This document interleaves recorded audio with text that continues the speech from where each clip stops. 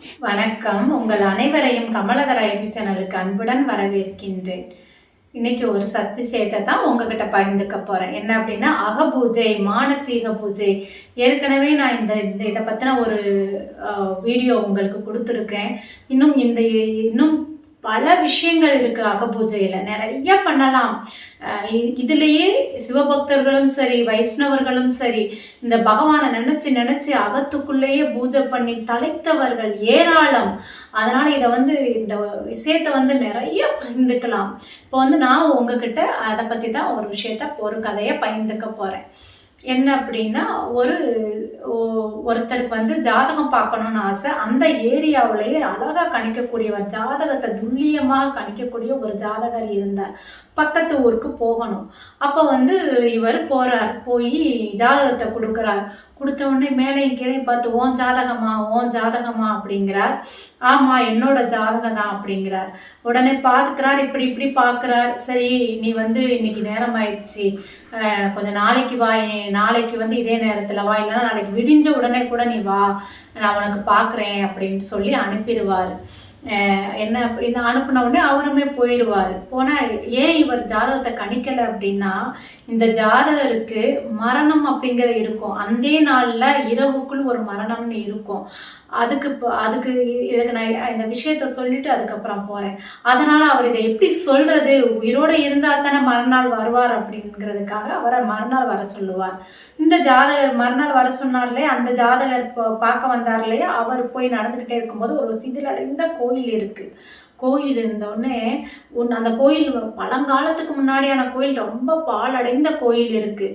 அப்போ அவர் நினைக்கிறார், இவ்வளோ இந்த கோயிலெலாம் எந்த அரசர் கட்டினாரோ, யார் கட்டினாங்களோ, இப்படி சிதிலடைஞ்சு போச்சு, நமக்கு கூட ரொம்ப பணம் இருந்ததுன்னா இந்த கோயிலுக்கு குடமுழுக்கு பண்ணலாமே அப்படின்னு கண்ணை மூடி அந்த கோயிலுக்கு இந்த கோயிலையே சீர்படுத்தி பெரிய கோயிலாக கட்டி அழகான சிவபெருமானை பிரதிஷ்டை பண்ணி பல வேத விற்பனர்கள் வச்சு குடமுழுக்கு பண்ணி அழகாக அப்படியே எழுந்திருப்பார். அப்போ பார்த்தீங்கன்னா அவருக்கு ஒரு பாம்பு கடிக்க வரும் அவரை. இவர் அப்போ மேலேருந்து ஒரு காகம், ஒரு பறவை அதை தட்டி விட்டுரும். இவர் படக்குன்னு எழுந்துருவார்.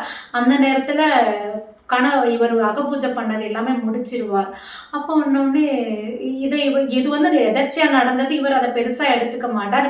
மறுநாள் விடிஞ்ச உடனே இந்த ஜாதகத்தை எடுத்து, ஐயா நீங்கள் போயிட்டு வர சொன்னீங்க, காலையில் நான் வந்துட்டேன் அப்படின்னோடனே இந்த ஜாதகர் கணித்தார் இல்லையா, ஜாதகம் அரண்டு போயிடுவார்.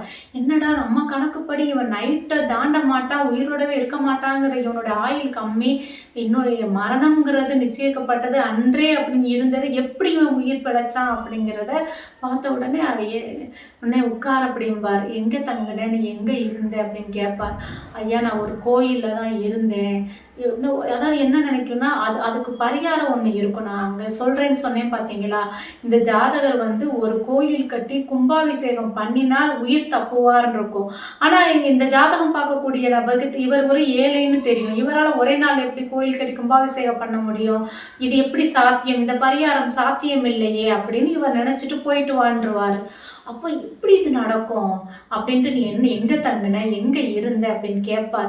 ஐயா அந்த பக்கத்தில் ஒரு கோயில், பாலடைந்த கோயில் இருக்கு இல்லையா, அந்த கோயிலில் தான் நான் தங்கினேன். என்ன தங்கும்போது என்ன நடந்தது அப்படின்னு கேட்பார். உடனே அந்த கோயில் சிதிலடைந்து இருந்ததா, என்கிட்டையும் பணம் இருந்ததுன்னா அந்த கோயில் அழகாக கட்டலாமே அப்படின்னு மானசீகமாக கோயில் கட்டி குடமுழுக்கு பண்ணிட்டேங்க ஐயா அப்படின்னு உடனே அரண்டு போயிடுவார் ஜாதகர்.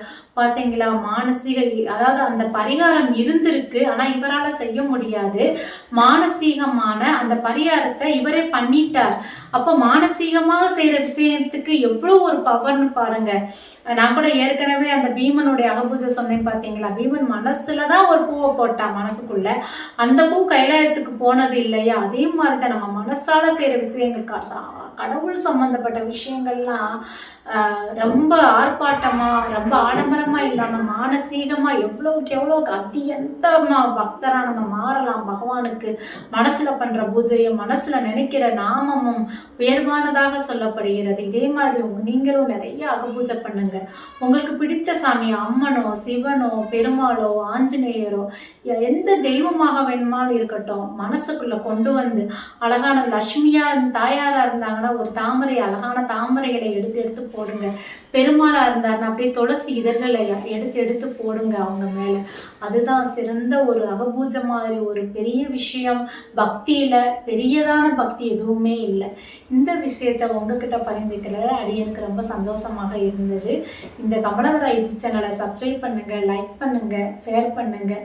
மீண்டும் ஒரு பதிவில் உங்களை சந்திக்கிறேன். நன்றி.